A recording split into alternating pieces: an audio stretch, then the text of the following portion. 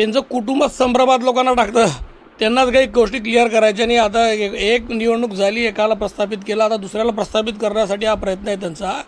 ते म्हणजे काय माहिती आहे काय, आपल्याकडे एक तो प्राणी असतो सरपडणारा, तो कलर बदलणारा, तशा पद्धतीतला विषय आहे तो. त्याच्यामुळे ते काही समजत नाही मला, ते मला नाव नाही माहीत त्याचं काय तर तसं आहे ते. त्याप्रमाणे ते कलर बदलायचे. इकडे गेलो की आम्ही राष्ट्रवादी, इकडे गेलो की आम्ही भाजप, दोघांचे विषय घेऊन चालायचं आणि स्वतःचं फॅमिली फक्त समजून घ्यायची. फॅमिलीच्या बाहेर विचार न करणाऱ्या माणसाचं काय करू शकतो कोणी? मतदारसंघाचा विकास कधी करता आला काय ना? मतदारसंघ याने कधी पाहिलेला नाही. आता हे इथे फिरतात, इथे फिरतात, इथे फिरता, काय काय बोलता, काय दाखवता. अरे स्वतःच्या बाहेर न जाणारे लोक ते काय मतदारसंघाचा 30 वर्ष तुम्हाला संधी दिल्यावर तुम्ही काही करू शकला नाही आहे. माननीय एकनाथ शिंदे साहेबांच्या नेतृत्वामध्ये महाराष्ट्र राज्यभरामध्ये जी घोडदौड चालू आहे ही पाहून चांगल्यांचे होश उडालेले आहे. त्याच्यामध्ये हे भाऊला हे समजत नाही मी जाऊ कुठे, त्यांच्या हे लक्षात येत नाही आहे की केलं काय पाहिजे. आता मी इकडे राहिलो पाहिजे की इकडे राहिलो पाहिजे, काय केलं पाहिजे.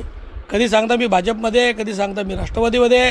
त्यांच्यात संभ्रम तेव्हा समजत नाही आहे. आणि काही पत्रकारांकडून विचारलो मी, ते ऑफ दी रेकॉर्ड काही पत्रकारांनी मला सांगितलं, पत्रकार बांधवांनी, की ते काय म्हणता. ते म्हणतात तुम्हाला बी नाही मला बी नाही, असं काहीतरी म्हणता म्हणते, असं ऐकलं आहे मी. त्याच्यामुळे वस्तुस्थिती आहे ती.